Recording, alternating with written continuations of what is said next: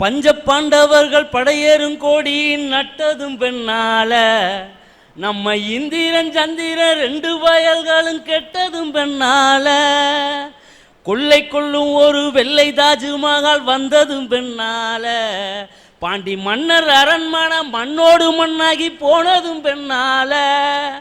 ஆமையா, இன்னைக்கு குடும்பத்துல குழப்பம் வரத்துக்கு யாரு காரணம்னா கட்டிக்கிட்ட மனைவிதாயா. 5 வருஷத்துக்கு முன்னாடி எனக்கு ஒரு ஆக்சிடென்ட் நடந்துச்சியா. ஒரு பைக்கில் போய் மோதி இருந்தா ஒரு 10 நாள்ல எந்திரிச்சிருக்கலாம். ஒரு லாரியில போய் மோதி இருந்தா கூட ஒரு 2 மாசத்துல எந்திரிச்சிருக்கலாம். ஐயா, ரயில்லையாவது மோதி இருந்தா ஒரு 6 மாசத்துல தெளிஞ்சு வந்திருக்கலாம். ஐயா, கல்யாணங்கிற பேர்ல சண்டாளி என்னை கட்டி வச்சு காலம்பூரா மீள முடியாத துயரத்தில் கொண்டு போய் விட்டாயா இந்த புரோக்கர் பையா. என் பொண்டாட்டி ரொம்ப இறக்க சிந்த உள்ளவையா. ஏன்னா என்னை அடிச்சு விட்டு அவ உட்காந்து அழுவா பாருங்க, தேம்பி தேம்பி அழுவாயா. என்னமோ கல்யாணத்துக்கு முன்னால அமெரிக்கா அதிபரா இருந்தாரு, கல்யாணத்துக்கு போறதுக்காக நாமக்கல் ரோட்ல நாமகிரி கோயில பிச்சை எடுத்துட்டு இருக்கிறாரு. உனக்கெல்லாம் பொண்ணு கொடுத்தான் பாரியா மகராசன், கும்பிட்டு படுக்கணும். நீங்க முகத்தை பாருங்க, ராத்திரியில வெளிச்சம் வச்சு பார்த்தா தான் கண்ணுக்கு தெரியும். இந்த கருவாப்பையனுக்கு பொண்ணையும் கொடுத்து பொருளையும் கொடுத்து இத்தனையும் கொடுத்தா தின்னு போட்டு நல்லா சொல்றாரு வாரியம். ஐயா, ரிக்ஷாக்காரனுக்கு வாக்கப்பட்டு ரிச்சான வாழ்க்கை வாழணும்னு ஆசைப்பட்டா குடும்பத்துல குழப்பம் வராம வேற என்னையா வரும்? ஆட்டோக்காரனுக்கு வாக்கப்பட்டு ஆடம்பரமான வாழ்க்கை வாழணும்னு ஆசைப்பட்டா குடும்பத்துல குதூகலம் அப்படியே கொப்பளிக்குமாயா, குழப்பந்தாயா வரும். நான் பொண்ணு வாக்க போகும்போது என் பொண்டாட்டி எப்படி தெரியுமாயா இருந்தா? சும்மா 6 அடி கூந்தலியா, அவுத்து விட்டு அப்படியே கெண்டக்கால் வரைக்கும் வந்து முட்டும். நான் ஆசைப்பட்டதே அந்த கூந்த மேல ஆசைப்பட்டு தயா அவளை கண்ணாலவே கட்டிக்கிட்டேன். ஐயா, கண்ணாலம் பண்ணி 2 மாசம் தாயா ஆச்சு. என் பாக்கெட்ல 500 ரூபாயா பணத்தை எடுத்துட்டு போய் பியூட்டி பார்லர்ல கொடுத்துட்டு 6 அடி கூந்தலை அப்படியே 1/2 அடி கூந்தலா கட் பண்ணிட்டு வந்துட்டு நிற்கிறாயா. நான் ஆசைப்பட்ட கூந்தலுக்கு கூந்தலும் காலி, என் பாக்கெட்டும் காலியா. இப்படிப்பட்ட பொண்ணுங்கனால குடும்பத்துல குதூகலம் எங்கயா வரும்? குழப்பந்தாயா வரும். அண்ணே, பியூட்டி பார்லருக்கு எதுக்கு தெரியுமா போறது? நீங்க நமிதாவையும் திரிசாவையும் பார்த்து போயிடக்கூடாது. 500 ரூபாய் செலவானாலும் பரவாயில்ல, அப்படியே மாமா முன்னாடி பவனி வரணுன்றதுக்கு தான் ஐயா. நாங்க நமிதாவையும் திரிசாவையும் தேடி போறதுன்னா எப்பயோ போயிருப்போம். இதுக்கு மேல நாங்க போய் என்னதாயி ஆக போகுது? நமிதாவையும் திருசாவையும் இந்த முகரக்கட்டை பாக்குதா? முதல் கேட்டு வாட்ச்மேனே உள்ளிட மாட்டேன். எங்க வந்த நமிதா மேடத்தை பார்க்கலாம்னு ஓடி போய் கள்ள கொண்டு அடிச்சு போடுவேன். இதுக்கு போய் நமிதாலையும் திருசாலையும் ஏதோ நாங்க வாச்சோம், இதுகளுக்கு வந்து வாக்கப்படுறக்குன்னு. ஐயா, என் பொண்டாட்டிய வீட்டுலதாயா விட்டுட்டு வந்தேன். இவரு ரூபத்துல கிளம்பி இங்கேயோ வந்துட்டாயா, இங்கேயோ வந்துட்டா. இப்படித்தான் ஒரு நாள் என் பொண்டாட்டி என்கிட்ட கேட்டா, ஏங்க சொர்க்கத்துல புருஷன் பொண்டாட்டி சேர்ந்து வாழ முடியாதாம்ல. அடபாவி, அதனால தாண்டி அதுக்கு பேரு சொர்க்கம்னு வச்சிருக்கா. ஆத்த மாட்டாதவனுக்கு 52 கருவாளாம், ஆட தெரியாதவளுக்கு வீதி கோணையாங்கிற கணக்கா? ஐயா, எங்களுக்கு வர புருஷன் கர்ண நாட்டு ஒரு வள்ளலா இருக்கும்னு எதிர்பார்க்கலையா, ஒரு காலி பையனா இருக்க கூட இருந்தா எதிர்பார்க்கிறோம். ஐயா, இவங்களை குடிக்க வேண்டாம்னு நாங்க சொல்லல, அளவா குடிச்சு புட்டு மதிப்பா ஊடு வந்து சேர்ந்தா நாங்க ஏயா இன்னைக்கு மானம் கெட்டு போய் தீரோம். ஐயா, ஆம்பளை எதுக்கியா குடிக்கான்? எது குடிக்கான்? காலையில வீட்டை விட்டு கிளம்பி போகும்போது எவ்வளா குடிக்கானா, சாயந்தரம் வீட்டுக்கு வரணும். ஏன்னா வெளியே பயமே இல்லை, சந்தோஷமா போயிடலாம். சாயந்தரம் வீட்டுக்கு வரணுமேயா, இந்த ராட்சசி கிட்ட போராடணுமேயா. ஒத்தையாளா போனா சமாளிக்க முடியாதையா, ரெட்டையாளா வந்து நிக்கா. ஐயா, இன்னைக்கு எங்களுக்கு வாச்சதெல்லாம் எப்படி தெரியுமாயா இருக்கு?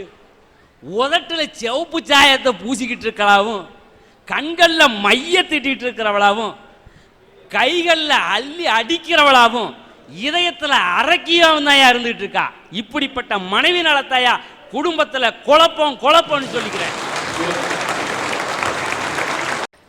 முதல் அக்குதானடா, எங்க அக்கா மக கிக்குதானடா. ஐயா, ஆவல இருந்து அக்கு வரைக்கும் எல்லாம் கிக்குதா ஐயா. இத உணராதவன் மக்குயா மக்கு. ஐயா ஒரு நிமிஷம். நல்ல உறவு அமைஞ்சா அவனுக்கு அது லக்கு. உனக்கு இது இல்லைன்னா அது உனக்கு ஒரு பெரிய சிக்கு. என்ன நீ அப்பப்ப தலையை தூக்குற கொக்கு. இப்ப என்ன டொக்கு சொல்லு. இது என்ன முடி மைதானம் மாதிரி இருக்கு. கண்ணாலத்துக்கு முன்னாடி வரைக்கும் நானும் நல்லா தாயா இருந்தேன். எப்படி அஜித் குமார் மாதிரி இருந்தியா? கலை மாதிரி இருந்தியா? அதுக்கெல்லாம் ஒரு கலை வேணும்யா, கலை வேணும். ஐயா நான் கண்ணாலத்துக்கு முன்னாடி எப்படி தெரியுமாயா இருந்தேன்? சும்மா கண்ணால வீட்டுக்கு கொட்டகை ஓடுற மாதிரி முடியா இழுத்து விட்டா சும்மா இம்புட்டு நீளத்துக்கு வரியா. இப்ப பாருங்க ஐயா, ஆஞ்சே விட்டாயா. அண்ணே, உங்களுக்கு வாச்ச புண்ணியவதி ரொம்ப கொடுத்து வச்சவங்க அண்ணே. 5 வருஷத்துக்கு முன்னாடி இவ்வளவுதான் ஆஞ்சிருக்காங்க. என்ன மாதிரி ஒரு ஒண்ணு கிடைச்சிருந்தா மொட்டை அடிச்சிருந்திருப்பேன். மொட்டை அடிச்சிருந்திருப்பேன்.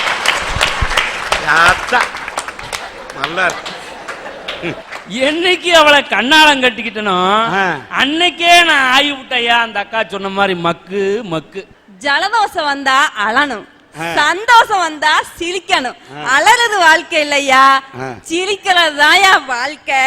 ஜலதோஷம் வந்தா அழணும், சந்தோஷம் வந்தா சிரிக்கணும், பொண்டாட்டி வந்தா தலதெறிக்க ஓடணுயா, தலதெறிக்க ஓடணுயா. ஐயா, ஆனா என்ன தெரியுங்களா? அன்பான அம்மா, ஆசையோட அறிவையோ சேர்த்து விட்டுற அப்பா, அப்பா இனிமையான இசை மாதிரி குழந்தைங்க ஐயா. ஈகையின் பயனா உடன் பிறப்புங்க. இந்த உலகத்து அறிவையெல்லாம் நமக்கு சேர்த்து விட்டுற தாத்தா பாட்டி, சொந்த பந்தம், உடன் பிறப்புகள், நண்பர்கள், இதெல்லாம் சேர்ந்ததாயா குடும்பம்.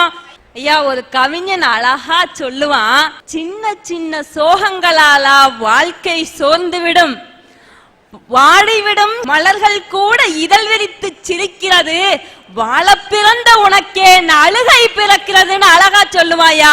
நம் வாழ்வதற்காக பிறந்திருக்கிறோம் ஐயா. வாழ்க்கையில வர சின்ன சின்ன பிரச்சனைங்க வாழ்க்கைய அழிச்சிடாத ஐயா. அதையெல்லாம் அனுபவிச்சு பாருங்க ஐயா. குடும்பத்துல குதூகலம் ஐயா, குதூகலம். இவங்கெல்லாம் சொல்றாங்களே, கணவன் மனைவி குழந்தைகள் உறவு, இவங்கெல்லாம் இருந்தாதான் குதூகலம்னு சொல்றாங்க இல்லைங்களா?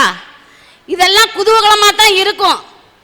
அந்த உறவுல அனுபவப்பட்டவங்க இருக்காங்க பாருங்க, அவங்க கிட்ட கேட்டு பார்த்தாதான் அந்த உறவோட குதூகலம் என்ன, அந்த படகு தத்தளிச்ச மாதிரி இருக்கிறமா என்னங்கிறது தெரியுங்க. என் கணவருக்கும் எனக்கும் 2 பெண் குழந்தை. சரி, கல்பனா உஷானுங்க. அந்த பொண்ணு கல்பனா பிறந்து கொஞ்ச நாளையிலே அதுக்கு இளம்பலவாதம்னு ஒரு நோய் வந்துச்சுங்க. 10 மாசத்துல அந்த குழந்தைய அப்பவே சொன்னாங்க உறவுக்காரங்கெல்லாம், இது பொன் குழந்தை தானே, அதுக்கு இது இளம்பலவாதம்னு ஒரு வியாதி வந்துருச்சு, இதை கொன்னுப்புடு, நீ வளர்த்தாத அப்படின்னாங்க. பெத்தவன் நானு, சொல்றது உறவுக்காரங்க. ஏன்னா அப்ப நம்ம அறியாத வயசு, 17 வயசுல கல்யாணம் பண்ண நமக்கு என்ன தெரியும்? காது கேட்காத உன்னுடைய கணவர்கிட்ட குடும்பம் நடத்துறேல உனக்கு பிறக்க போறதெல்லாம் ஊனமா தான் பிறக்கும் அப்படின்னு சொன்னாங்க சார். நான் சொன்னேன், அவர் என் உதடுகளை பார்த்து பேசுவார், நான் அவர் உள்ளங்களை பார்த்து பேசுவேன். உலகம் 1000 சொன்னாலும் உனக்கு நான் நமக்கு நானே நீதிபதி. நான் அவரை கைப்பிடிச்சேங்க சார் 82ல. அடுத்தது ஒரு குழந்தை பிறந்துச்சுங்க சார். ஊனமான பொண்ணுக்கு இன்னொன்னு துணை வேணும்னு அதுவும் பொண்ணா பிறந்துச்சுங்க சார். அதுக்கு உஷான்னு பேரு வச்சேன். நானாலும் உறவுக்காரங்க பேச்ச கேட்டுட்டு ஏமாந்துட்டேன். நீ பிறந்து கீழே விழுந்தியே, நீ உஷாரா இருன்னு தாங்க சார் உஷான்னு பேரு வச்சேன். அப்போ அந்த உறவுக்காரங்க சொன்னாங்க, சார் உனக்கு நல்ல எண்ணம் கிடையாது, உனக்கு 2ம் பட்ட பிள்ளை, உனக்கு கொல்லிப்பாட ஆண் வாரிசு இல்லைன்னு சொன்னாங்க சார். அந்த உறவுக்காரங்க பேச்ச கேட்டு கேட்டு கேட்டு கேட்டு நான் மனசு வெறுத்து போயிட்டேங்க சார். சரி, இனிமே உறவுக்காரங்க பேச்ச கேட்டு, ஆனா எனக்கு வாச்ச புருஷன் மாதிரி உலகத்துல யாருக்கு வாய்க்காதுங்க சார். ஏன்னா நான் பேசுறது அவருக்கு மட்டும்தான் தெரியும். இங்க யாரு பேசினாலும் அவருக்கு விளங்காதுங்க சார். நான் பேசினா மட்டும்தான் அவருக்கு தெரியும். 2 பிள்ளைங்களை பெத்துக்கிட்டு எடுத்துக்கிட்டு அந்த ஊரை விட்டு நம்ம போயிடலாங்க. இனிமே இந்த உறவே நமக்கு வேண்டான்னு சொல்லிட்டு வேலூர் வந்தாங்க சார். வேலூர் வந்து 20 வருஷம் ஆகுது. பரமத்தி வேலூர் முதல் இருந்தது எடப்பாடிக்கு பக்கம் பூலாம்பட்டி. தெரியும்.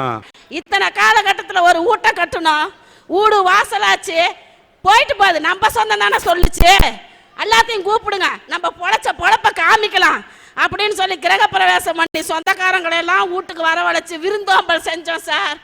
அப்ப நல்லா இருந்தது எல்லாத்துக்கும். செல்வி புருஷன் இல்லைன்னா என் வீட்டுல கல்யாணமே நடக்காது. ஏன்னா நல்லா இருக்கிறோம், கஷ்டத்துல எதுவும் சொல்லாத சொந்தம், நல்லா இருக்கையில எல்லாம் சொன்னாங்க. அப்போ ஒரு உறவுன்னு ஒரு சூறாவளி காத்து வந்துச்சு பாருங்க. அந்த உறவு சொல்லுது, என் வீடு ஏலம் போகுது, எனக்கு கொஞ்சம் உதவி பண்ணு, நீ தானே நல்லா இருக்கிற அப்படின்னு கேட்டாங்க. சொன்னதெல்லாம் மறந்துட்டு அவங்களுக்கு எங்க வீட்டை அடமானம் வச்சு அவங்களுக்கு கடன் கொடுத்தோம். ஏன்னா நமக்கு 2 பொட்ட பிள்ளை இருக்குது, உறவெல்லாம் வேணும் நமக்கு அப்படின்னு கொடுத்தேங்க சார். அது என்ன தெரியுங்களா ஆச்சு? கடலில் விழுந்த நண்பனுக்கு கை கொடுத்தேன் காப்பாற்ற, அவனும் கரையேறி விட்டான், நானோ கடலில் விழுந்து விட்டேன். அதே மாதிரி என்னுடைய குடும்பத்துக்கு வந்துச்சுங்க சார். என் வீடு ஏலத்துக்கு வந்துச்சு. அவனுக்கு உறவுக்காரங்களுக்கு செய்யுங்கிறாங்களே, எப்படி நாங்க செய்யறது? என் வீடு ஏலத்துக்கு வந்துச்சுங்க சார். போய் சொன்ன உறவுக்காரங்களை எல்லாம் நான் கேட்டேன், உங்களுக்கெல்லாம் நான் செஞ்சேன்ல, எனக்கு கொஞ்சம் உதவி பண்ணுங்க, நான் 2 பிள்ளைங்க இருக்குதுன்னு தான் நான் செஞ்சேன். அதுக்கு அந்த தின்ன உறவு என்ன தெரியுங்களா சொல்லுச்சு? ஆடாதடா மனிதா, ஆட்டம் போட்ட அடங்கிட்டு விட மனிதான், அடங்கி போயிட்டியா? தின்ன சொந்தமும் சொல்லுது, திங்காத சொந்தமும். தின்னதை நான் சொல்லி காமிக்கலைங்க சார், உறவை பத்தி நான் சொல்றேன். சொன்னாங்க சார், சொல்லிட்டு போறாங்க, நம்ம தானே சம்பாரிச்சோம், எத்தனையோ சொன்னாங்க, சொல்லிட்டு போறாங்கன்னு எங்க வீட்டுக்காரர்கிட்ட நான் சொன்னேங்க சார். ஊட்ட வித்து போடலாம், ஏலம் போனா போயிட்டு போகுதுன்னு வித்தா ஊட்ட. அவர் சொல்லிட்டாரு, ஊடு போயிருச்சு, நான் இனிமே இந்த இடத்துல நான் இருக்க மாட்டேன், நான் செத்துருவேன்னு தற்கொலை முயற்சிக்கு போனா 2 பேரும். பிள்ளைங்களை கட்டி கொடுத்துட்டோம், பிள்ளைங்களை போய் நம்ம தொந்தரவு பண்ணக்கூடாது, தற்கொலை முயற்சிக்கு போனாங்க சார். போய்கிட்டு இருக்கிறோம், ஒரு சின்ன கிராமம். அப்பதான் நான் வீட்டை விட்டு வெளியே வரையில சொன்னேன், பானையிலே சோறு இருந்தா பூனைகளும் சொந்தமடா, சோதனையை பங்கு வச்சா சொந்தம் இல்லை பந்தம் இல்லைன்ட்டு வெளியில வந்தோம். ஒரு டீ கடையில் ஒரு டீ வாங்கி குடிச்சோன்னே சார், இவருக்கு நான் செத்து தான் போகணும், இனி வாழ்க்கையே இல்லைன்னு இருக்கல, அந்த டீல அந்த பாய்சனை கூட்ட முடியாதுன்னு ஒரு போண்டா வாங்கி சாப்பிடலான்னு பாய்சனை போடலாங்கிறதுக்குள்ள அந்த போண்டாவில் அந்த சுருட்டி கரைச்சு பாருங்க சார் காகிதம், அதுல ஒரு வரி எழுதி இருந்தது, கடவுளின் அரசாட்சியில் தாமதம் ஏற்படுமே தவிர நிரந்தர இருள் வந்து விடாதுன்னு ஒரு வாக்கியம் இருந்துச்சுங்க சார். அப்ப என் மனசுக்கு என்ன தெரியுங்களா பட்டுச்சு? நம்ம செத்துட்டா நம்ம பிள்ளைங்களுக்கு ஆண் வாரிசு இல்ல, நம்ம பிள்ளைங்களை யார் காப்பாத்துவா? வாங்க நம்ம பொழைக்கலான்னு எங்க வீட்டுக்காரர் கையை கூட்டிக்கிட்டு நான் ஊருக்கு வந்தேங்க சார். மறுபடியும் சாவ துணிக்கல. வந்த உடனே நான் இந்த மகளிர் மன்றத்துல இருந்த நிறுவனத்துல போய் சொன்னேன், என் சூழ்நிலை காரணமா நான் வேலைக்கு வர முடியல, மறுபடியும் அந்த பணியத்தை செய்யறேன் அப்படின்னு ஆபீஸ்ல சொன்னேங்க சார். அந்த எம்எஃப்ஐ நிறுவனத்தில் இருக்கிற சக ஊழியர்களும், நீ சாவாத நாங்க இருக்கோம் உனக்கு, என் உறவுக்காரங்க ஒருத்தரும் சொல்லல. நீங்க எல்லாம் சொல்றீங்களே உறவுன்னு, எங்கயா இருக்குது உறவு? அந்த சக ஊழியர்கள் நாங்க இருக்கோம். என்னை நம்பி ஒரு 100 ரூபாய் கொடுக்க தாயங்க உறவுக்காரங்க இன்னைக்கு எங்க எம்எஃப்ஐ நிறுவனத்துல ஒரு ஆண்டுக்கு குறைஞ்சபட்சம் 150 கோடி கடன் கொடுக்குது, என்னை நம்பி கொடுக்குறாங்க சார். 400 உறுப்பினர்களை கொண்ட மகளிர் குழுவை நான் பார்த்துக்கிட்டு இருக்கேங்க சார். அப்பதான் சொன்னேன், நெஞ்சம் இருக்கு துணிவாக, நேரம் இருக்கு தெளிவாக, நினைத்தால் முடிப்பேன் சரியாக, நீ யார் நான் யார் போடா பொண்ணு உறவுக்கு சவால் விட்டுட்டு வந்தேங்க சார். இன்னும் அந்த உறவுக்கு நான் வீட்டுக்காரன் கூட்டுக்கு நான் போக மாட்டேன். ஆனா இந்த உறவை நான் மீண்டும் பார்க்கணும். எப்படி தெரியுங்களா? என் கண்களை தானமா கொடுத்து இந்த உறவுக்காரங்களா எப்படி இருக்கிறாங்கன்னு வம்சவாரியா பார்த்துக்கிட்டு இருக்கணுங்க சார். உறவுகளை ஒதுக்கணும்.